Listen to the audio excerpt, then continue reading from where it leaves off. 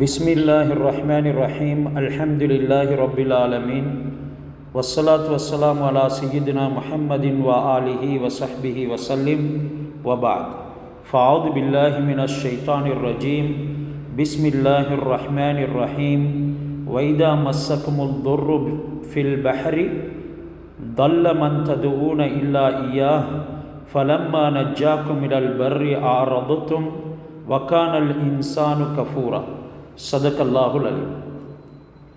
கணியத்துக்குரிய சகோதரிகளே, மனிதனுடைய வாழ்க்கையில் நோய்கள், கஷ்டங்கள், சிரமங்கள் வருவது சகஜம். அல்லாஹ் சுப்ஹானஹு வ தஆலா மனிதனை பொறுத்தவரையில் அந்த முறையில் தான் ஆக்கி வைத்திருக்கிறான். என்றாலும் ரசூல்மார்கள், நபிமார்கள் இவர்களுக்கு கெட்ட மோசமான நோய்கள் உண்டாக மாட்டாது.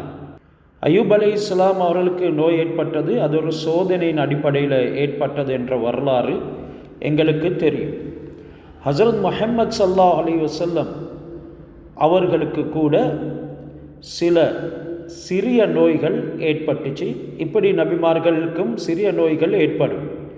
மரல் ஹஃபீஃப் எங்களுடைய அகீதா சொல்லுது, அவங்களுக்கு இலகுவான நோய்கள் தான் வரும்.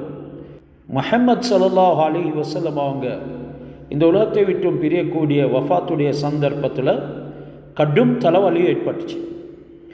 அவர்கள் ஒரு பட்டியை தலையில் கட்டி கொண்டாங்க.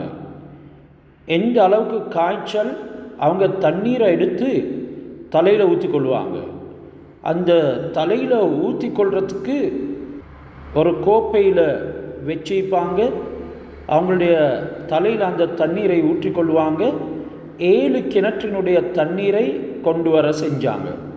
இப்படி 7 கிணற்றினுடைய தண்ணியை கொண்டு வந்து தான் ஹஸரத் ரசூலுல்லாஹ் இந்த முறையில் தன்னை நனைத்து கொண்டே இருந்தாங்க. அந்தளவுக்கு கடும் காய்ச்சலும் தலைவலியும் அவங்களுக்கு இருந்தது. இப்படியாக மனிதனுக்கு பல நோய்கள் உண்டாகிறது. ஹஸரத் ரசூலுல்லாஹி ஸல்லல்லாஹு அலைஹி வஸல்லம் அவங்க இந்த நோய்களில் ஆகும் பயங்கரமான முறையில் மனிதன் தாக்கப்படுறது இந்த கண்ணூர்னால, கண் திருஷ்டினால என்று ஹதீஸில் சொல்லிக்கிறாங்க. ஹஸரத் இப்னு அப்பாஸ் ரலியல்லாஹு தஆலா அன்ஹு அவங்க ரசூலுடைய ஹதீஸை அறிவிக்கிறாங்க. அல் ஐனு ஹக்குன், கண்ணூர் என்கிறது, கண் திருஷ்டி என்கிறது அது உண்மையானது. வலவுக்கான ஷெய்உன் சாபகல் கதர, கலா கதிரை விதியை ஏதேனும் முந்திவிடும் என்று இருந்தால் அது சபகத்துல் ஐனு, கண்ணூர் தான் முந்திவிடும், அதை கண் திருஷ்டி தான் முந்தி இருக்கும் என்று நபி ஸல்லல்லாஹு அலைஹி வஸல்லம் சொன்னாங்க. விதியில், கலா கதிரில் ஒரு மனிதர் 75 வயதில் மரணிக்க இருக்கிறார் என்று இருந்தால் கண்ணூரின் காரணமாக அவர் 25 வயதிலேயே மௌத்தா போயிடுவார். இப்போ மேலே சொன்ன இந்த ஹதீஸ் சஹீஹ் முஸ்லிமில் 2188வது ஹதீஸாக பதிவாக்கப்பட்டிருக்குது. இந்த கண்ணீரின் மூலமாக பெரும் சிவியர் டேஞ்சர்ஸ், பெரும் ஆபத்துகள் உருவாகும். ஹஸரத் ஜாபிர் ரலியல்லாஹு தஆலாவுடைய ஹதீஸும் வந்திருக்குது. அக்ஸரு மை யமூத்து மின் உம்மதி, நபி ஸல்லல்லாஹு அலைஹி வஸல்லம் அவங்க சொன்னாங்க. ஜாபிர் ரலியல்லாஹு அன்ஹு ரிவாயத் செய்கிறாங்க, என் உம்மத்தில் அதிகமானவங்க மௌத்தா போகிறது பாத கலா இல்லாஹி வ கதரிஹி, அல்லாஹ் சுப்ஹானஹு வ தஆலாவுடைய கலா கதிருக்கு பின்னால். அல்லாஹ் சுப்ஹானஹு வ தஆலா கலா கதிரில் நியமித்தது, ஏற்படுத்தியது ஒரு வயது எல்லை ஒன்று இருக்குது. அதுக்கு பின்னாலையும் அந்த வயது எல்லைக்கு முன்னால் யாரெல்லாம் என்ற உம்மத்தில் மௌத்தா போவாங்களோ பில் ஐனி அக்ஸரு மை யமூத்து மின் உம்மதி பாத கலா இல்லாஹி வ கதரிஹி பில் ஐனி, கலா கதிருக்கு பின்னால் கண் திருஷ்டின் மூலமாக என்னுடைய சமுதாயத்தில் அதிகமானவங்க மௌத்தா போவாங்க, இறந்து விடுவாங்க. நபி ஸல்லல்லாஹு அலைஹி வஸல்லம் இந்த கண்ணூரின் காரணமாக ஃபிசிக்கலி இம்பேக்ட் ஆகிடுவாங்க, பெரிய பாதகங்கள் ஏற்படும் என்கிற விஷயத்தையும் சொன்னாங்க. உடல் ரீதியான பாதிப்புகள் இந்த கண்ணூரினூடாக ஏற்படும். ஜாபிர் ரலியல்லாஹு தஆலா அவங்க ரிவாயத் செய்கிறாங்க ரசூலுடைய ஹதீஸை, அல் ஐனு துதிஹிலுர் ரஜுல அல் கபுர, கண்ணூர் மனிதனை கபருக்கு நுழைவிக்கும். வ துதிஹிலுல் ஜமல அல் கிதர, இன்னும் ஒட்டகத்தை சமையல் பாத்திரத்தில் போடும், சட்டியில் போடும் என்று சொல்லி சொன்னாங்க. கண்ணூர் கண் திருஷ்டி ஒரு மனிதனை கபூரில் கொண்டு போயிட்டு வச்சிரும், மௌத்தாக்கிறோம். மேலும் ஒட்டகத்தை சமையல் பாத்திரத்தில் சேர்க்கும். சமையல் பாத்திரத்தில் சேர்க்கும்னா அதனை அறுக்கும் நிலைக்கு தள்ளும். ஒரு மனிதர் ஒரு ஒட்டகத்தை பார்த்தாரு, எந்த அளவுக்குண்டா அந்த ஒட்டகம் அறுக்கப்பட்டு சட்டியில் வந்துட்டுது. அதுக்குண்டா நாட்டம் கூட இருக்க இல்லை அறுக்கிறதுக்கு, என்றாலும் அப்படி ஆகிட்டது. இந்த அளவுக்கு இந்த கண்ணூர் என்கிறது பொல்லாதது. இதனால் சில விடயங்கள் இருக்குது எங்களுடைய வாழ்க்கையில், நாங்கள் பேச்சிலையும் கூட கவனமாக இருக்கோம். சில பேச்சுகள் எந்த அளவுக்குண்டா ஒரு குடும்பத்தைய கஷ்டத்தில் போட்டுடும். சில விஷயங்களை நாங்கள் மிச்சம் உயர்த்தி பேசுவோம், மக்களுக்கு மத்தியில் கண்ணியப்படுத்தி பிரபல்யப்படுத்துவோம். அது தனக்கு கிடைச்ச ஒரு நியாமத்தாக இருக்கும். இப்படி நாங்கள் பேசக்கூடிய நேரத்தில் கண்ணூர்கள் உருவாகும். இதனால் வாழ்க்கையில் பலவிதமான பிரச்சனைகள் உருவாகுவதற்கு காரணமாக இருக்கும். எங்களுக்கு அல்லாஹ் தந்திருக்கக்கூடிய நியாமத்துகள், அதனுடைய அடையாளங்களை அல்லாஹ் பார்க்க விரும்புகிறான் தான். அந்த நியாமத்துகளை பற்றி சொல்லுமாறும் சொல்லுகிறான். அந்த நேரம் இந்த துனியாவினுடைய நியாமத்துகளை விட ஆஹிரா சம்பந்தப்பட்ட அருட்கொடைகளை பற்றி பேசுங்க என்கிறது தான் நபி ஸல்லல்லாஹு அலைஹி வஸல்லம் அவர்களுக்கும் போதித்திருக்கிறான். வ அம்மா பி நிஅமதி ரப்பிக ஃபஹத்திஸ், நபியே அல்லாஹ் உங்களுக்கு தந்த நிஅமத்துகளை மக்களுக்கு கூறுங்க என்ற அடிப்படையில் ஹஸரத் ரசூலுல்லாஹ் இந்த துனியாவை தொடவே இல்லை, ஆஹிராவுடைய விடயங்களை தான் சொன்னாங்க. ஹஸரத் ரசூலுல்லாஹ்வின் மீதும் கடுமையான பகைவர்கள் உருவானாங்க. நபி ஸல்லல்லாஹு அலைஹி வஸல்லம் அவங்களுக்கு பலவிதமான முறையில் இட்டு கட்டினாங்க. அவங்களுக்கு தகாத வார்த்தை கொண்டு அழைத்தாங்க. இதனால் ரசூலுல்லாவுடைய வாழ்க்கையில் பரந்தரப்பட்ட பிரச்சனைகள் ஏற்பட்டுச்சு. குடும்பத்துக்கு கூட பல மோசமான படுதூர்களை சொன்னாங்க. இப்படியாக இந்த கண்ணூர் கண் திருஷ்டியின் காரணமாக மனிதர்கள் பகைவர்களாகவும் மாறுவாங்க. இறுதியில் அவங்க சூனியமும் செஞ்சிடுவாங்க. என்றால் அந்த சூனியத்தை விடவும் பயங்கரமானது தான் இந்த கண்ணூர் என்கிறத மறந்துவிடக்கூடாது.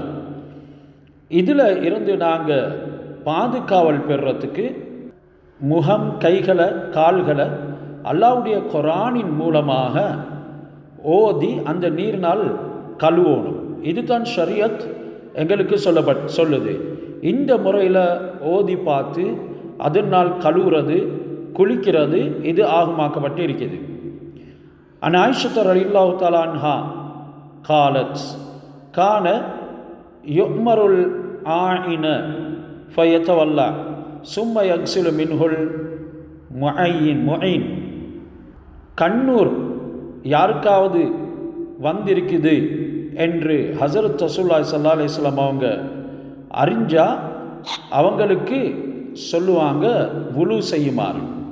ஹஸரத் ரசூலுல்லாஹ் நீங்கள் உங்களுடைய கண்ணூர்லேருந்து தப்புறத்துக்கு இந்த முறையில் வுலு செய்யுங்க, அதுக்கு பின்னால் அந்த தண்ணீரை கொண்டு குளியுங்க என்றெல்லாம் சொல்லப்பட்டிருக்குது. அதாவது இன்னைக்கு நபி ஸல்லல்லாஹு அலைஹி வஸல்லம் அவங்களும் கண் திருஷ்டி பட்டவருக்கு அப்படி செஞ்சுக்கிறாங்க. அவருடைய முகம், கைகள், கால்களை அவர் கழுவிட்டு, அதாவது இது பாதிக்கப்பட்ட மனிதர், அவர் உழு செய்யணும். அந்த தண்ணீரை கொண்டு அதே பாதிக்கப்பட்ட மனிதர் மீது ஊற்ற வேணும் என்று சொல்லப்பட்டிருக்குது. இப்போ இதை நபி ஸல்லல்லாஹு அலைஹி வஸல்லம் அவங்களும் செஞ்சு கொடுத்துக்கிறாங்க. அவங்க உழு செஞ்சுட்டு எஞ்சிய தண்ணினால் அந்த பாதிக்கப்பட்டவருக்கு ஊற்றிக்கிறாங்க. அப்படி செய்யவும் ஏலும். பொதுவாக அந்த உழு செஞ்சு தண்ணியை ஊற்றுறவர் ஒரு தக்வா உடையவராக, அமலுடையவராக, திக்ருடையவராக இருக்கணும். இதனால் அவருக்கு ஆரோக்கியம் ஏற்படும். நபி ஸல்லல்லாஹு அலைஹி வஸல்லம் அவங்க உங்கள்ட யாருக்காவது கண் திருஷ்டி ஏற்பட்டால் உடம்பை கழுவி தரும்படி வேண்டினா நீங்கள் உழு செஞ்சுட்டு அந்த தண்ணீர் அவருக்கு கொடுங்க, இதனால் அவருக்கு குணம் ஏற்படும் என்று சொல்லியிருக்கிறாங்க. அதே நேரம் ருக்யா செய்கிறதுக்கு தான் ஓதி பார்க்கறது என்று சொல்கிறது. ஹஸரத் ரசூலுல்லாஹி ஸல்லல்லாஹு அலைஹி வஸல்லம் அவங்க ஓதி பார்க்குமாறு ஏவிக்கிறாங்க. அதாவது ஓதி பார்க்குறேன்டா ஓதிட்டு சாஸ்திரம் சொல்கிறதல்ல, பொதுவாக ஓதுறது. ஆயிஷா ரலியல்லாஹு ரிவாயத் வந்திக்குது, அமரனி ரசூலுல்லாஹி ஸல்லல்லாஹு அலைஹி வஸல்லம் அவ் அமர ஐ யஸ்தர்கிய மினல் ஐன். ரசூலுல்லாஹி ஸல்லல்லாஹு அலைஹி வஸல்லம் அவங்க கண்ணூருக்காக வேண்டி ஓதி பார்க்குமாறு ஏவினாங்க. அதாவது பாதுகாப்பு பெற்றுக்கொள்ளுங்க, அதனால் ஓதுங்க. இது சஹீஹுல் புகாரில் 5738வது ஹதீஸாக பதிவாக்கப்பட்டிருக்குது. எனவே இந்த ஓதுறதுக்கு உண்டான ருக்யாக்களை ஓதி பார்த்தலை நபி ஸல்லல்லாஹு அலைஹி வஸல்லம் அவங்க சொல்லி தந்திக்கிறாங்க. அபூதாவுதில் ரிவாயத் பதிவாக்கப்பட்டிருக்குது. அவுது பி கலிமாத்தில்லாஹி தாம்மாத்தி மின் ஷர்ரி மா ஹலக். இது சஹீஹ் முஸ்லிமில் 2708வது ஹதீஸாக பதிவாக்கப்பட்டிருக்குது. எனவே ஷிர்க் இல்லாத முறையில் குர்ஆனுல ஹதீஸில் சொல்லப்பட்டிருக்கக்கூடியதை எங்களுக்கு ஓத இயலும். எனவே இந்த கண்ணீர்னால் பல சஹாபாக்கள் பாதிக்கப்பட்டாங்க. சிலவங்க மௌத்தாகக்கூடிய நிலைமைக்கு ஆகியிருக்கிறாங்க. ஹஸரத் ரசூலுல்லாஹி ஸல்லல்லாஹு அலைஹி வஸல்லம் நீங்கள் ஏதேனும் ஒன்றை கண்டு ஆச்சரியப்பட்டா அதை பார்த்து உங்களுடைய கண்களின் விஷத்தை அனுப்பாதீங்க, நீங்கள் மாஷா அல்லாஹ் என்று சொல்லுங்க என்கிறதனையும் எங்களுக்கு ஏவியிருக்கிறாங்க. சில உம்மமார்ட வாப்பமார்ட கண்ணூர் பிள்ளைகளுக்கு படுகிறது. அந்த பிள்ளை பேசுகிறது, அவைகள் விளையாடுறது, மேலும் செய்யக்கூடிய சில புத்திசாலித்தனமான தன்மைகளை வச்சு உம்மா வாப்பட கண்ணூர் கூட பிள்ளைகளுக்கு படும். ஒரு சஹாபி இருந்தார், சஹல் பின் ஹுனைஃப் ரலியல்லாஹு தஆலா அன்ஹு. அவங்க ஒரு நாள் குளித்து கொண்டிருக்கிறாங்க. இந்த ஹதீஸை அபு உமாமா பின் சஹல் பின் ஹுனைஃப் அவங்க தான் ரிவாய் செய்கிறாங்க. மர்ர ஆமிர் பின் ரபியா என்கிறவர் ஒரு தடவை பி சஹல் பின் ஹுனைஃப் வஹு யக்ஸில். சஹல் பின் ஹுனைஃப் என்ற சஹாபி குளித்து கொண்டு இருக்கிற நேரம் அந்த இடத்தால போனார். ஃபகால் சொன்னார், லம் அரக்கல் யௌமி வலா ஜில்த முஹ்பஅத்தின் ஃபலபித பிஹி. என்ன சொன்னார்? இன்றைய நாளில் நான் கண்டது போல ஒரு அழகை மறைத்து வைக்கப்பட்டிருக்கும் கன்னி பெண்ணினுடைய சருமத்தில் கூட நான் பார்த்ததில்லை என்று அவர் ஆச்சரியத்தோடு சொன்னார். அந்த சொன்ன அடுத்த கணமே சஹல் மயங்கி வலிப்பு வந்தது போல தரையில் விழுந்தார். உடனே நபி ஸல்லல்லாஹு அலைஹி வஸல்லம் அவர்களிடத்தில் மக்கள் போயிட்டு அறிவித்தாங்க, யா ரசூலுல்லாஹ், சஹல் மயங்கி விழுந்துட்டார், அவரை காப்பாற்றுங்க. ஹஸரத் ரசூலுல்லாஹ், இந்த விஷயத்தில் நீங்கள் யாரை சந்தேகிக்கிறீங்க? ஆமிர் பின் ரபியாவை என்று சொல்லி ஆட்கள் சொன்னாங்க.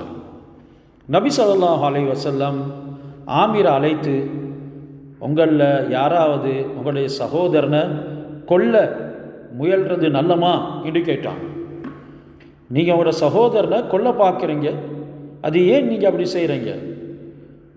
உங்களுடைய சகோதரத்தில் ஏதாவது ஆச்சரியப்படத்தக்க ஒரு அழகான ஒன்றை நீங்கள் கண்டா அவனுக்காக பரக்கத் செய்யக்கூடாதா?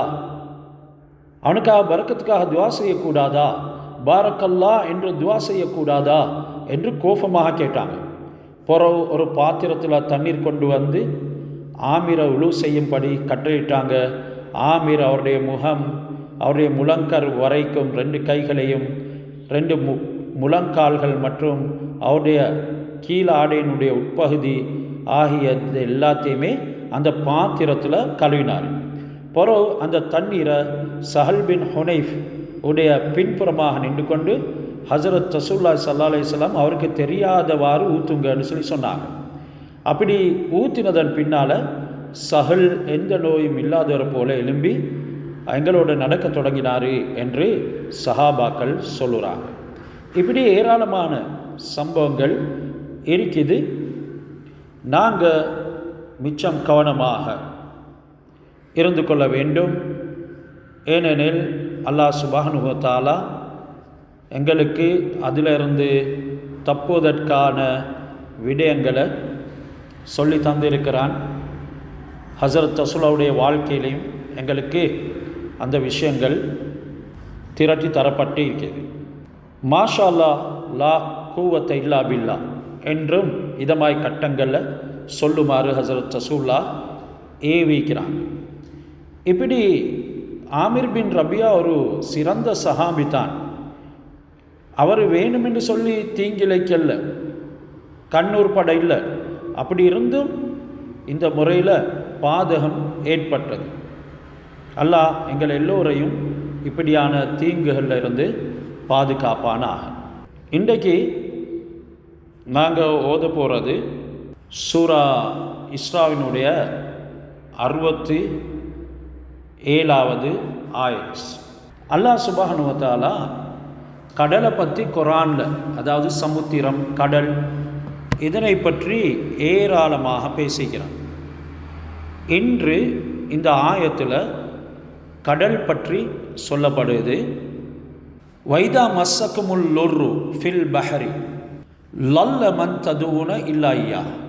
நீங்கள் கடலில் பிரயாணம் செய்யும் பொழுது இதா மஸ்ஸக்குமுல் லுர், உங்களுக்கு ஒரு துன்பம் ஏற்பட்டால், கடலில் பிரயாணம் செய்யக்கூடிய நேரத்தில் உங்களுக்கு ஒரு துன்பம் ஏற்பட்டால், அல்லது பாதை மாறி சென்று விட்டால், ஒரு பிரச்சனையில் நீங்கள் மாட்டிக்கொண்டால், தல்ல என்ற வார்த்தையின் மூலமாக அல்லாஹ் அந்த பிரச்சனைகளை தான் சொல்லி காட்டுகிறான்.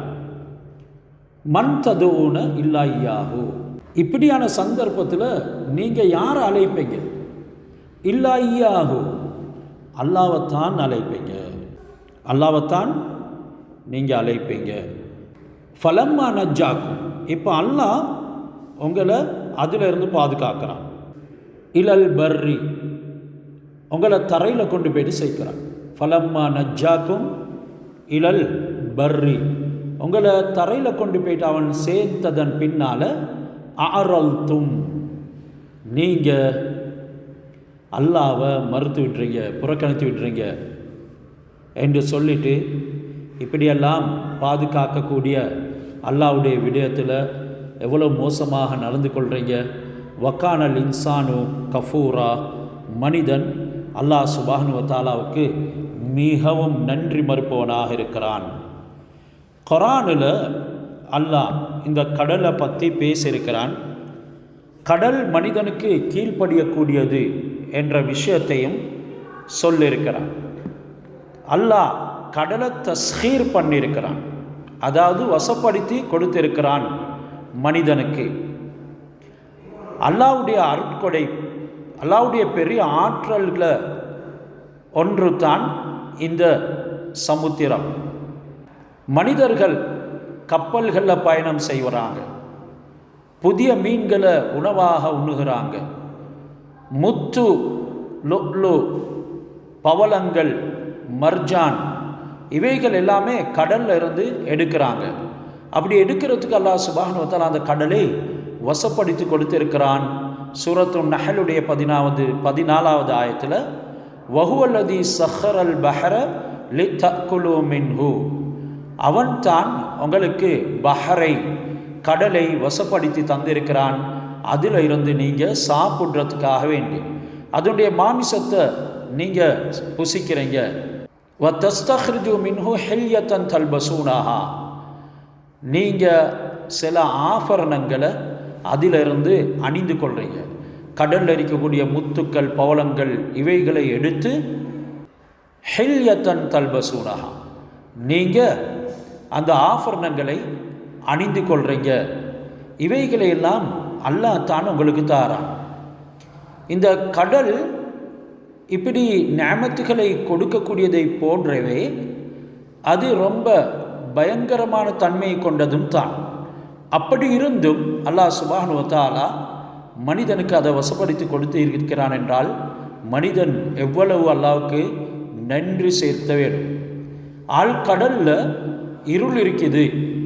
அல்லாஹ் சூரத்து நூறில் 40வது ஆயத்தில் சொல்கிறான், அவுகலுலு மாத்தின் ஃபி பஹ்ரின் லுஜ்ஜியின் யக்ஷாஹு மௌஜுன் மின் ஃபௌகிஹி மௌஜுன் மின் ஃபௌகிஹி. இந்த காஃபிர்கள் செய்யக்கூடிய செயல்களை அல்லாஹ் ஆழ்கடலின் இருளுக்கு ஒப்பாக்குறான். அதனை ஒரு அலை மூடுகிறது, அந்த இருளை ஒரு அலை மூடுகிறது. அதற்கு மேலேயும் ஒரு அலை, அதற்கு மேலேயும் மேகம் உள்ளது என்றெல்லாம் அல்லாஹ் சுப்ஹானஹு வ தஆலா இந்த கடலுடைய இருளை பற்றி சொல்லும் பொழுது ஆழ்கடல் பகுதியில் அலைகளுக்கு மேலே அலைகள் சூழ்ந்து கடுமையான இருள் காணப்படுது என்கிறத குர்ஆனினூடாக உறுதிப்படுத்துகிறான். மேலும் 2 கடல்களுக்கு இடையில் அல்லாஹ் ஒரு திரையை ஏற்படுத்தியிருக்கிறான். அதற்கு பர்ஸக் என்று சொல்லப்படும். சூரா அர் ரஹ்மானில் 19வது 20வது ஆயத்துக்களை எடுத்தாங்களுக்கு காணலும், மரஜல் பஹ்ரைனி யல்தகியான் பைனஹுமா பர்ஸகுல் லா யப்கியான். அல்லாஹ் ஒரு தடுப்பு இருக்கிறதாக, ஒன்றுக்கு இன்னொரு கடலை எல்லையாக வகுத்திருக்கிறதாக, அது மற்ற கடலை மீறி செல்லாதது என்றெல்லாம் இந்த ஆயத்தில் 2 கடல்கள் அவைகள் ஒன்றோடொன்று சந்திக்கும்படி அல்லாஹ் சுப்ஹானஹு வ தஆலா கலக்க செஞ்சான். என்றாலும் அவைகளுக்கிடையில் ஒரு திரையை அல்லாஹ் ஏற்படுத்தினான். அது நீரிலான ஒரு திரை. அது அவையை அந்த திரையை மீற மாட்டாது. இதனால் 2ம் ஒன்று சேர மாட்டாது என்ற கருத்தை எங்களுக்கு வலியுறுத்துகிறான், அறிவுறுத்துகிறான். மூசா அலைஹிஸ்ஸலாம் அவங்களுக்காக வேண்டி கடல் பிளக்கப்பட்டுச்சு. அந்த வரலாறு எங்களுக்கு தெரியும். மூமின்கள் அல்லாஹ் காப்பாற்றி அநியாயக்காரர்களை அழிக்கிறதுக்கு ஒரு சோதனை களமாக அந்த கடலை அல்லாஹ் பயன்படுத்தினான். இந்த முஹர்ரமுடைய மாதத்தில் மூசா அலைஹிஸ்ஸலாம் அவர்களுடைய அந்த வெற்றியை அல்லாஹ் சுப்ஹானஹு வ தஆலா மூமின்களுக்கு ஏற்படுத்தி கொடுத்த அந்த மாபெரும் வாய்ப்பை ஞாபகப்படுத்தப்படுது. அதனால் நோன்பும் நோட்கப்படுது. வியாழன் வெள்ளி தஸுஆ ஆஷூராவுடைய நோன்பு வருது. வியாழன் அன்று நோன்பு வச்சிருக்கணும், அதே மாதிரி வெள்ளி அன்றும் நோன்பு வச்சிருக்கணும். 2 நோன்பும் பிடிக்கலாம், 3 நோன்பும் பிடிக்கலாம். 9ம் 10ம் பிடிக்க மேலும், 10ம் 11ம் பிடிக்கவும் மேலும். இப்போ இந்த ஆயத்தில் வைதா ஃபரக்னா பிக்முல் பஹ்ர ஃபஅன்ஜைனாக்கும் வ அக்ரக்னா ஆல ஃபிர்அவுன வ அன்தும் தந்துரூன். உங்களுக்காக நாங்கள் கடலை பிளந்தோம், உங்களை காப்பாற்றினோம், நீங்கள் பார்த்து கொண்டு இருக்கும் போதே ஃபிர்அவுனுடைய கூட்டத்தாரை நாங்கள் மூழ்கடித்தோம் என்று அல்லாஹ் மூமின்களுக்கு கடல் எப்படி வசப்படும், அவர்களுடைய சொல்லுக்கேற்ப அது நடக்கும். எப்போ இந்த மூமின் என்று வர்ணிக்கப்படக்கூடியவர் அல்லாஹ் சுப்ஹானஹு வ தஆலாவுக்கு நெருக்கமானவராக ஆகும் பொழுது. அதே நேரம் கடல் நீர் எந்த அளவுக்கு தூய்மையானது என்கிறதனையும் நபி ஸல்லல்லாஹு அலைஹி வஸல்லம் எங்களுக்கு சொல்லி தந்திருக்கிறாங்க. எனவே கடலை பற்றி சிலர் கேட்ட நேரம் ஹஸரத் ரசூலுல்லாஹி ஸல்லல்லாஹு அலைஹி வஸல்லம் அதற்கு துல்லியமான பதில்களை கொடுத்தாங்க. ஒரு சஹாபி கேட்குறார், நாங்கள் கடலில் பிரயாணம் செய்கிறோம், குடிக்கிறதுக்காக வேண்டி கொண்டு போகக்கூடிய தண்ணீர் முடிந்து விடுது, இப்போது எங்களுக்கு அதில் இருந்து வுலு செய்யலுமா?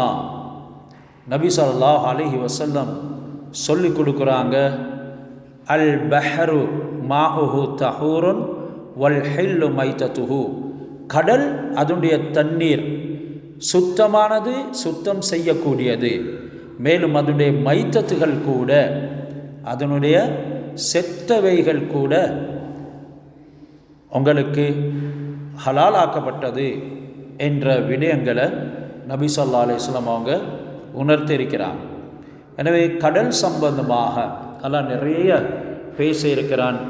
கியாமத்து நாளன்று கூட கடலை அல்லாஹ் வைதல் பிஹாரு சுஜ்ஜிரத், அந்த கடல் பிளந்துவிடும். கடல் பிளக்கும் பொழுது அலைகள் மேலோங்கி வரும். நாங்கள் சுனாமின்னு சொல்கிறோம். அதில் அசிட்டுடைய தன்மை இருக்குது, சுட்டு எரிக்கக்கூடிய தன்மைகள் இருக்குது.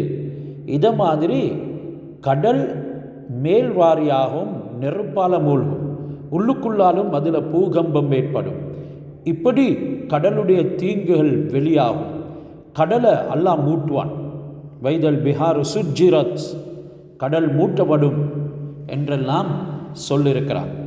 துனியாவில் 3/2 பகுதி கடல் உலகத்தினுடைய தரையை விட பெரிதானது.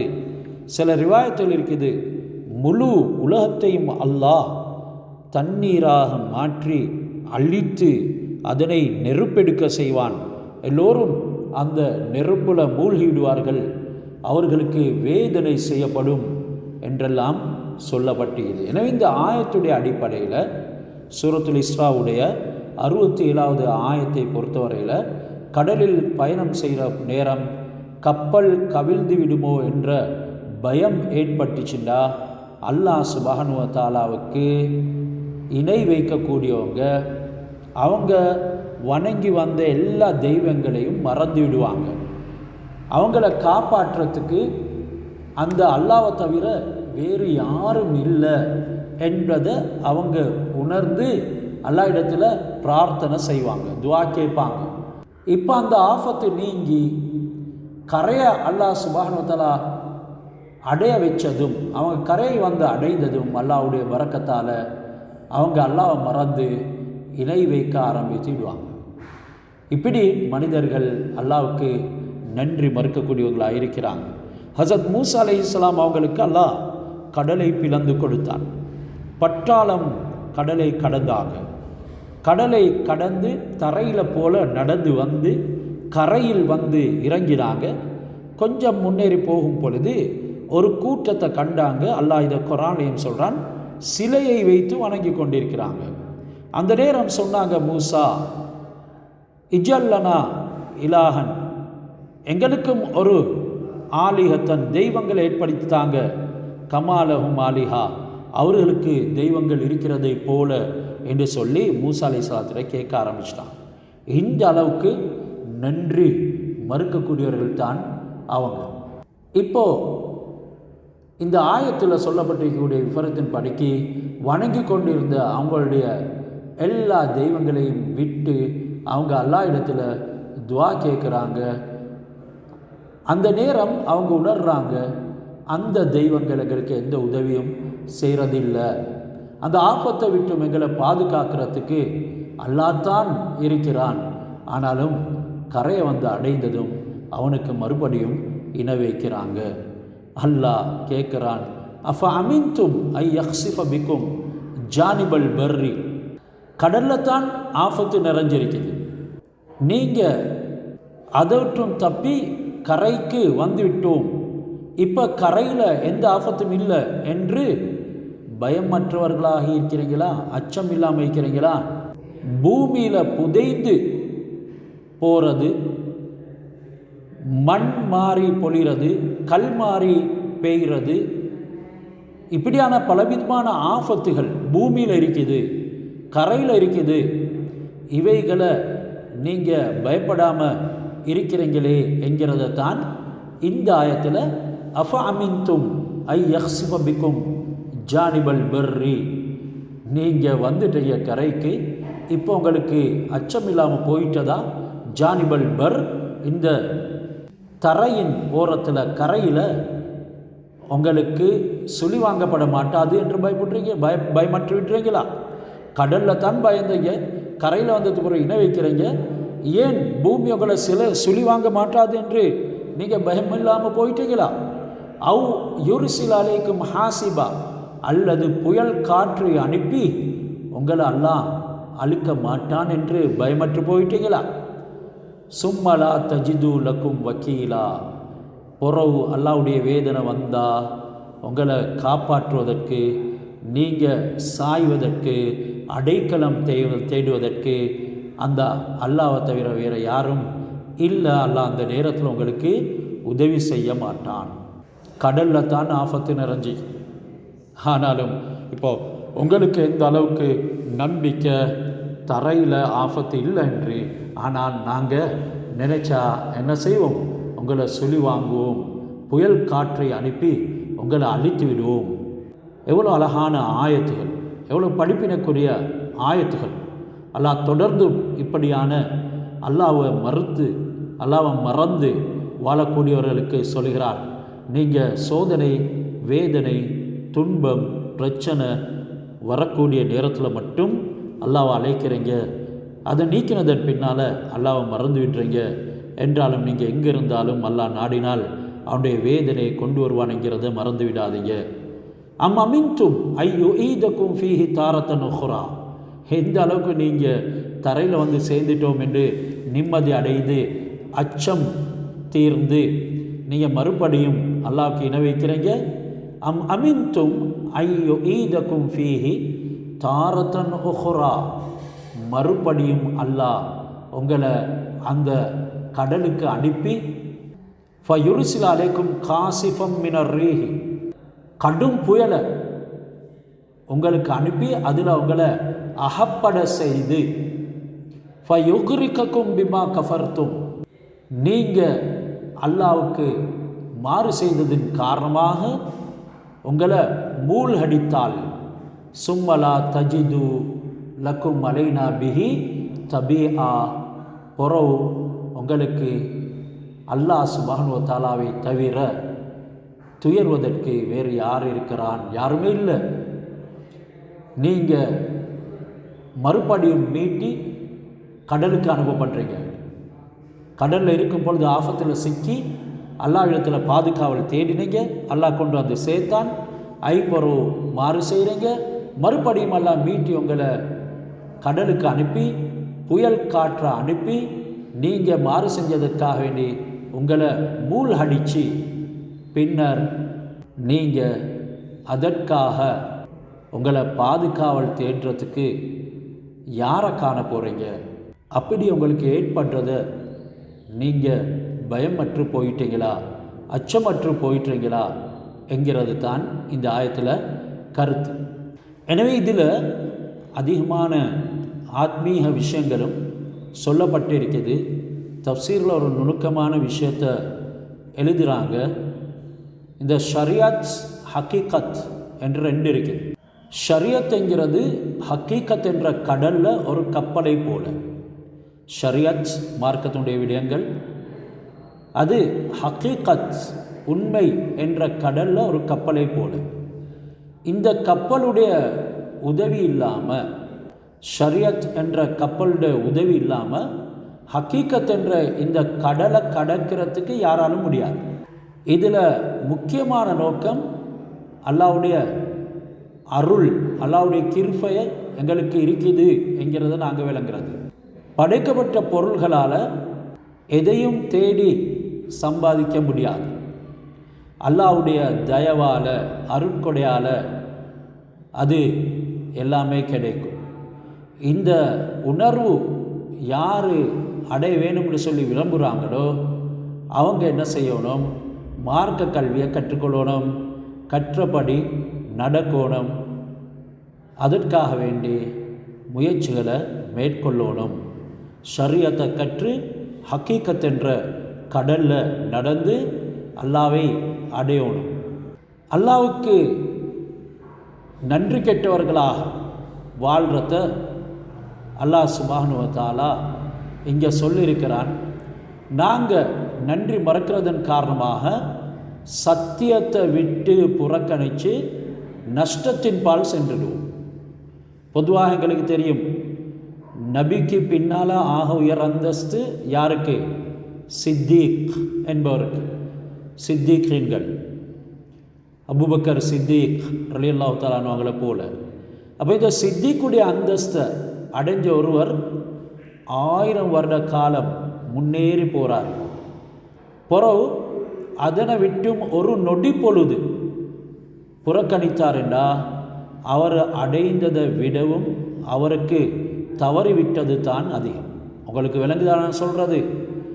அந்த அளவுக்கு அந்தஸ்தில் போயிட்டார். 1000 வருஷம் காலம் இந்த சித்திக் என்கிறவர், அதாவது சித்திக்களுடைய அந்தஸ்து மிகவும் பெருசி. அல்லாஹ் சுப்ஹானஹு வ தஆலா அல்லாஹ்வுக்கும் ரசூலுக்கும் வழிபட்டு நடக்கக்கூடியவர்கள் நாளை மறுமையில் நபிமார்களுடன் சித்திகீன்களுடன் சுஹதாக்களுடன் இருப்பார்கள் என்றெல்லாம் அல்லாஹ் சொல்லியிருக்கிறான். அப்படியான அந்தஸ்து பெற்றவர்கள் தான் சித்திகீன்கள். இந்த சித்திக் என்ற உயர் அந்தஸ்து அடைஞ்சதை பின்னாலும் அதனை விட்டும் ஒரு நொடி பொழுது அவர் புறக்கணித்தாலும் அவர் அடைந்ததை விடவும் அவருக்கு தவறிவிட்ட விஷயங்கள் தான் அதிகம் என்பதாக ஜுனைத் பக்தாதி ரஹ்மத்துல்லாஹி அலைஹி ஒரு பெரிய வலியுல்லா அவங்க சொல்கிறாங்க. அதே மாதிரி ஒரு பெரிய அறிவாளியும் தான். இந்த காலத்தில் ஷேக்மார்கள் இருக்கிறாங்க, அந்த காலத்திலையும் ஷேக்மார்கள் இருந்தாங்க. அந்த காலத்தில் இருந்தவங்க உயர் அந்தஸ்துடையவங்க. நபி ஸல்லல்லாஹு அலைஹி வஸல்லம் அவங்கள ஒரு ஷேக் அப்துல்லா ஷராசி என்ற ஷேக் கனவுல காண்கிறார்.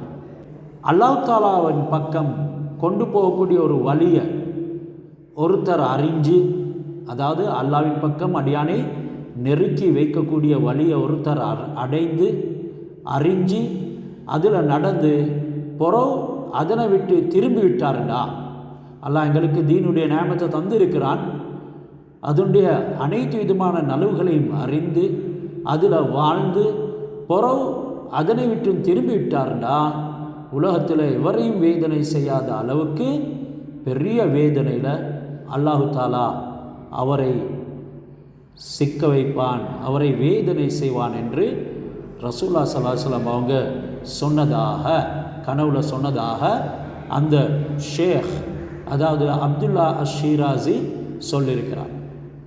இதனால் அல்லாஹ்வுடைய தத்துவம், அவனுடைய ஆற்றல், அடக்குமுறை இவைகள் எல்லாம் கவனிக்கிற நேரம் எந்த விதமான திக்கு திசைகள் கோணங்கள் ஒன்றும் தெரியாத மனிதன் இவைகள் அனைத்தும் அல்லாஹ்வுக்கு ஒன்றும் கிடையாது என்று அறிந்து அவன் முன்னேறிக்கொண்டே போகணும்.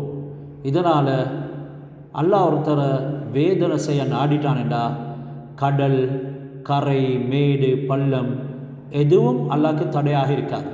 அந்த காஃபிர்கள் எண்ணினாங்க கரை அடைஞ்சிட்டோம் தப்பிட்டோம் என்று. ஆனாலும் அல்லாஹ் ஒருத்தரை வேதனை செய்ய நாடிட்டான் என்றா அவங்களுக்கு கடலோ கரையோ மேடோ பள்ளமோ எதுவுமே அல்லாஹ்க்கு தடை இல்லை. அல்லாஹ்வை தவிர அவர்களை காக்கக்கூடியவர்களும் யாரும் இல்லை, பாதுகாக்கக்கூடியவர்களும் யாரும் இல்லை. எந்த திசையில் இருந்தாலும் அல்லாஹ் சுப்ஹானஹு வ தஆலாவை பயப்படுறது, தக்வா கொள்வது, அஞ்சுறது தான் புத்திசாலிகளுடைய தன்மை. எனவே நாங்கள் அல்லாஹ்வுடைய படைப்பினங்களின் ஊடாக எங்களுக்கு நலவு வரக்கூடிய முறைகளைத்தான் அமைத்து கொள்ள வேண்டுமே தவிர அல்லாஹ்வுடைய படைப்பினங்கள் இந்த அஸ்பாபுகளின் ஊடாக எங்களுக்கு கெடிது வரக்கூடிய நிலைமைகளை தவிர்த்து கொள்ளணும். ஒருத்தர் எங்களுக்கு பூமி தான் விளைச்சல்களை தருவது என்று நினைப்பார் என்றால் அவர் பூமியை வணங்கக்கூடியவராக ஆகிடுவார். இன்றைக்கு இஸ்லாம் அல்லாதவர்கள் இந்த வஸ்துக்கள் அதனுடைய எந்த ஆற்றலை வெளியாக்குதோ அதனை தெய்வம் என்று மதிக்கிறாங்க. அதே மாதிரி ஏண்ட தொழில்தான் எனக்கு உணவு தருவது என்று சொல்லி நினைச்சார் என்று சொன்னால் அதுவும் ஷிர்க்கு தான். நாங்கள் நினைக்கிறோம் வெறுமனே போயிட்டு சிலைகளை வணங்குறது, வேறு தெய்வங்களை அழைக்கிறது மற்றுமுண்டான விஷயங்களை செய்கிறது மட்டும்தான் ஷிர்க்கு இல்லை. இப்படியான எண்ணங்கள் கூட சிலவங்க சொல்லுவாங்க நான் முயற்சி செய்யாட்டி எதுவும் இல்லை. இன்னும் சிலவங்க அவங்களுடைய ஆற்றலை வைத்து அவங்க பெருமை அடிப்பாங்க. நாங்கள் எல்லாவற்றின் மீதும் ஆற்றலுடையவர்கள், எங்களுக்கு எந்த தேவையும் இல்லை என்று சிலவங்க மமதை கொள்வாங்க. இப்படியான சில விடயங்களும் அது ஷிர்காகத்தான் இருக்குது. காரணம் அந்த ஆற்றலை தந்தவன் அல்லாஹ். சிலவங்க சொல்கிறாங்க எங்களுக்கு தனிக்காலால் நிற்கலும். இவைகளும் அவங்களுடைய ஆற்றல்களின் மீது நம்பிக்கையை செலுத்தி அல்லாஹ் சுப்ஹானஹு வ தஆலாவை மறுக்கிறது தான். இப்படி எண்ணங்களினூடாக ஷிர்க் செய்யக்கூடியவங்களும் இருக்கிறாங்க. இப்போ அசில் என்னது? இந்த அஸ்பாபுகள், வஸ்துக்கள், இதனால் ஒன்றும் செய்ய முடியாது. சாதகமாக இருக்கக்கூடிய வஸ்து அல்லாஹ் நினைத்த மாத்திரத்தில் பாதகமானதாக ஆக்கிடுவான். அதனை தீனின் பிரகாரம் நடத்தவில்லை என்றால் என்கிறதெல்லாம் இந்த ஆயத்துகளின் ஊடாக அல்லாஹ் எங்களுக்கு சொல்லிக் கொடுக்கிறான். அடுத்து 70வது ஆயத்தான் வலக்கது கர்ரம்னா பனி ஆதம. ஆதமுடைய மக்களை அல்லாஹ் எந்த அளவுக்கு கண்ணியமாக வைத்திருக்கிறான் என்கிறத இங்கே சொல்லுகிறான். நாங்கள் ஆதமுடைய மக்களை கண்ணியப்படுத்தினோம். வலக்கது கர்ரம்னா பனி ஆதம வஹமல்நாஹும் ஃபில் பர்ரி வல் பஹர். அவர்களை கடல்லையும் தரையிலையும் நாங்கள் சுமந்தோம். அப்படி என்றால் கண்ணியப்படுத்தி வைத்திருக்கிறோம். கடல்லையும் அவர்களை நாங்கள் சுமந்து கண்ணியப்படுத்தி வைத்திருக்கிறோம். தரையிலையும் அவர்களை நாங்கள் சுமந்து கண்ணியப்படுத்தி வைத்திருக்கிறோம். கடல் நினைத்தால் அதனுடைய சீற்றத்தை வெளியாகும், அவர்கள் அழிந்து போய்விடுவார்கள். பூமி நினைத்தால் அவர்களை சுழிவாங்கும், அவர்கள் நாசமடைவார்கள். ஆனாலும் நாங்கள் அவர்களை சுமந்து கண்ணியமானவர்களாக ஆக்கி வைத்திருக்கிறோம். வரஸக்னாஹும் மினத் தய்யிபாத்தி. தய்யிபாத் என்ற நல்லவற்றை, மனமானவற்றை அவர்களுக்கு நாங்கள் உணவாக கொடுத்தோம். நல்லதைத்தான் நாங்கள் அவர்களுக்கு புசிக்க செய்திருக்கிறோம், நல்லதைத்தான் அவர்களுக்கு பாவிக்க செய்திருக்கிறோம், நல்ல முறையில் தான் அவர்களை வாழ வைத்திருக்கிறோம் என்று ஆதமுடைய மகனை கண்ணியப்படுத்திய விதத்தை அல்லாஹ் இங்கே சொல்லி காட்டுறான். மேலும் வஃபத்தல்நாஹும், அந்த ஆதமுடைய மக்களை, மனித சமுதாயத்தை நாங்கள் சிறப்பாக்கி வைத்தோம், அவர்களை மிகவும் சிறப்பாக்கி வைத்தோம். அலா கசீரின் மிம்மன் ஹலக்னா தஃப்லீலா. அதிகமாக நாங்கள் எதனை சிறப்பாக்கி வைத்தோமோ அதை விடவும் இவர்களை நாங்கள் சிறப்பாக்கி கண்ணியமாக்கி வைத்திருக்கிறோம். இதனால் இந்த ஆதமுடைய மக்களில் நல்லவங்களும் இருக்கிறாங்க, கெட்டவங்களும் இருக்கிறாங்க. அப்படி இருந்தாலும் எல்லாருமே சிறப்பு பெற்றவங்க தான் என்று சில தஃசீருடைய விளக்கங்கள் எங்களுக்கு சொல்லுது. ஆதமுடைய மக்கள் அவங்களுடைய உடம்பு சம்பந்தமாக, அவங்களுடைய ஆத்மா சம்பந்தமாக கண்ணியப்படுத்தப்பட்டவங்க. உடல் சம்பந்தமான கண்ணியம் மூமின் காஃபிர் என்ற பாகுபாடு இல்லாமல் எல்லாருக்குமே பொதுவானது. அந்த அளவுக்கு அல்லாஹ் சுப்ஹானஹு வ தஆலா கண்ணியப்படுத்தி வச்சுக்கிறான். மூமினுக்கும் மனித உருவத்தை கொடுத்து கண்ணியப்படுத்தினான். உடல் உடைய உறுப்புகள் அனைத்தையுமே செவ்வைப்படுத்தி வைத்திருக்கிறான். காஃபிருக்கும் அல்லாஹ்வை மறுக்கக்கூடியவர்களுக்கும் எந்த விதமான பாகுபாடும் இல்லாமல் அல்லாஹ் கண்ணியப்படுத்தி சிறப்பாக்கி வைத்திருக்கிறது. அல்லாஹ்வுடைய அருள் எல்லோருக்கும் பொதுவானது என்கிறத காட்டுது. அல்லாஹ்வுடைய குதிரத்தின் மூலமாக அல்லாஹ் 40 நாட்கள் களிமண்ணை எடுத்து குலைத்து தான் இந்த ஆதமை படைத்தான். அதே நேரம் தாயுடைய கர்ப்பத்தில் அவனுக்கு உருவத்தை உண்டாக்கினான். யுஸவ்விருக்கும் ஃபில் அர்ஹாமி கைஃப யஷா. அல்லாஹ் நாடும் விதத்தில் உங்களுடைய தாயுடைய வயிற்றில் உருவத்தை அமைக்கிறான். இப்படியாக அல்லாஹ் மனிதனை ஒரு அடைக்கலமான இடங்களில் வைத்து கண்ணியப்படுத்துகிறான். முதலாவது தன்னுடைய கையால் படைத்தான்.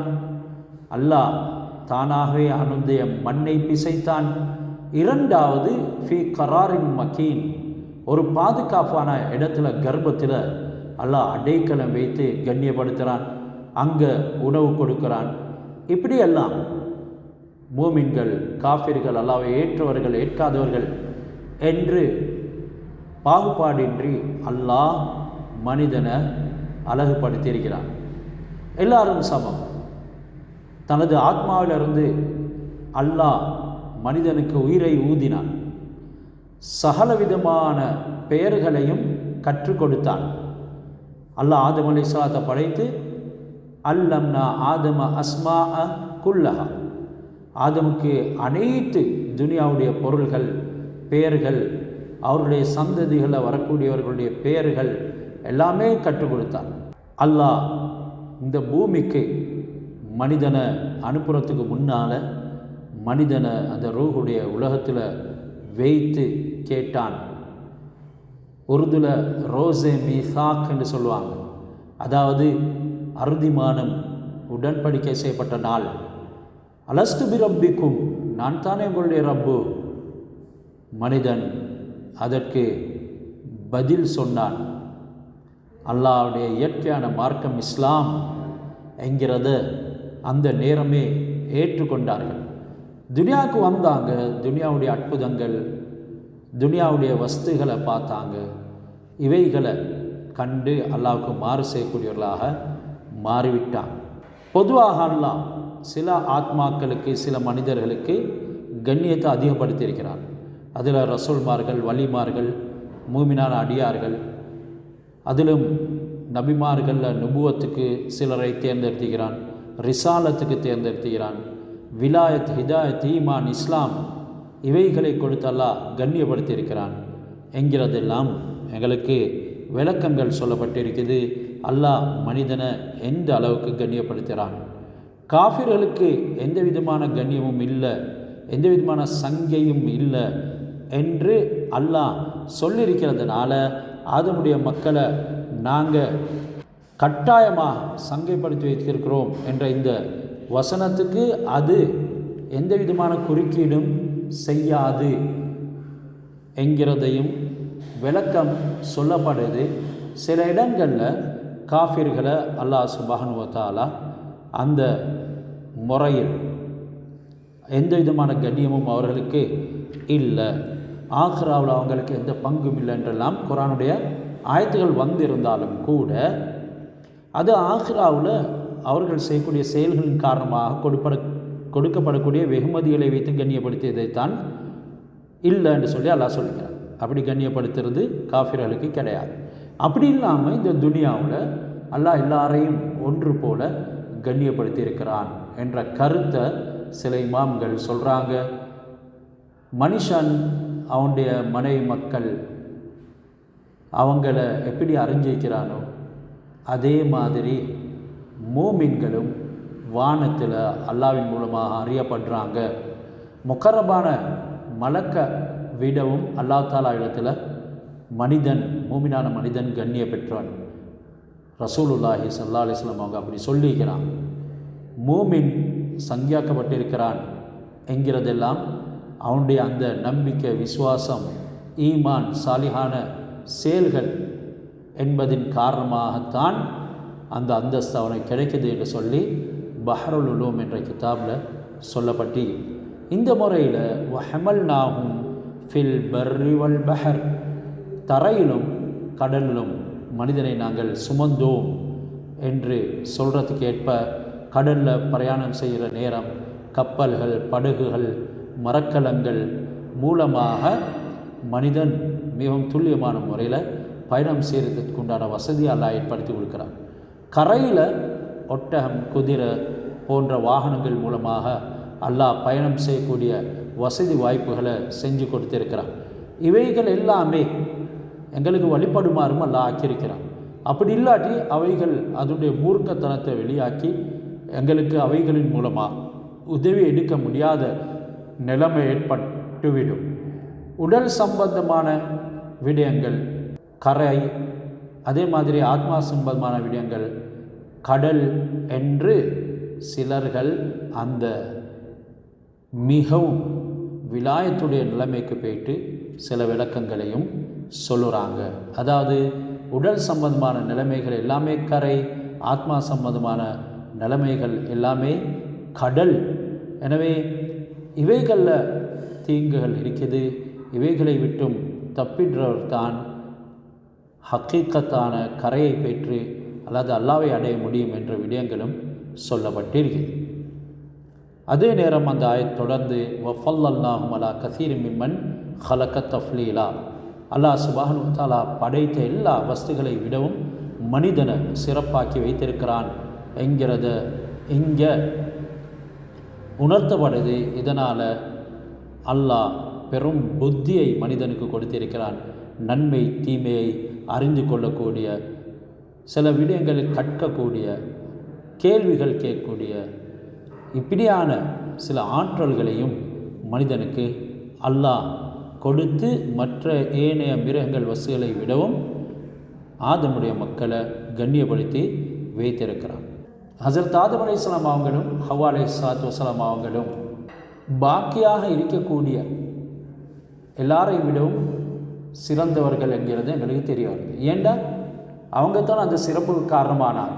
அல்லாஹ் அவங்கள படைத்தான், அவங்களிருந்து அந்த பிள்ளைகளை வெளியாக்கினான். அவங்களுக்கு எப்படி சிறப்போ அதே மாதிரி அவருடைய சந்ததிகளும் நல்லவர்களாக வாழும் பொழுது சிறப்பு இருக்கிறது என்கிறதை இங்கே உணர்த்துகிறார். ஏன் ஆதமுடைய மக்கள் உருவாகிறதுக்கு காரணம் அவங்க தான். ஏற்கனவே சொன்ன மாதிரி அல்லாஹ்வுக்கு மிகவும் நெருக்கமான மலக்குகள் கூட இவங்களை விட மேம்பட்டவர்களாக இருக்க இயலாது. ஹஸரத் ஆதம் அலைஹிஸ்ஸலாம் அவங்களுக்கு எல்லா விதமான பெயர்களையும் அல்லாஹ் சுப்ஹானஹு வ தஆலா சொல்லி கொடுத்து மலக்குகளை அவர்களுக்கு சஜிதா செய்யுமாறு ஏவினான். இதுவும் மனிதனை அல்லாஹ் வலக்கது கர்ரம்னா பனி ஆதம் என்ற அடிப்படையில் ஆதம் அலைஹிஸ்ஸலாத்தை கண்ணியப்படுத்தி அவர்களுடைய சந்ததிகளை வந்தவர்களையும் அல்லாஹ் வேறு விதங்களில் கண்ணியப்படுத்தியிருக்கிறான். இப்போ ஆதம் அலைஹிஸ்ஸலாத்துக்கு மலக்குகள் சுஜூது செஞ்சாங்க. குர்ஆனில் சொல்லப்பட்டிருக்குது. அறிவில் கல்வியில் மற்றவர்களை விடவும் ஆதம் அலைஹிஸ்ஸலாம் மேம்பட்டவர்கள். ஏன் மலாய்க்காமார்களுக்கு சொன்னான் அல்லாஹ், நீங்கள் அவற்றினுடைய பெயர்களை சொல்லுங்க. அவங்க சொன்னாங்க சுப்ஹானக், யா அல்லாஹ் நீ தூய்மையானவன், இல்லாமா அல்லம் தனா, நீ எங்களுக்கு எதனை கற்றுத்தந்தாவையோ அது மட்டும்தான் எங்களுக்கு தெரியும் என்று சொல்வதற்கேற்ப ஆதம் அலைஹிஸ்ஸலாம் அவர்களுக்கு அதனுடைய பெயர்களை சொல்லுமாறு ஏவிய நேரம் அவர்கள் ஒன்றன் பின் ஒன்றாக அனைத்தையும் சொல்ல ஆரம்பித்தார்கள். அந்த நேரம் மலாய்க்காமார்கள், யா அல்லாஹ், எங்களுடைய அறிவில் இல்லாத உன்னுடைய அறிவில் இருக்கக்கூடிய ஒன்றை பற்றி நாம் உன்னிடத்தில் மறுவார்த்தை கூறுவதை விட்டும் பாதுகாவல் தேடுகிறோம் என்றெல்லாம் அல்லாஹ் இடத்துல பாதுகாவல் தேடினான்.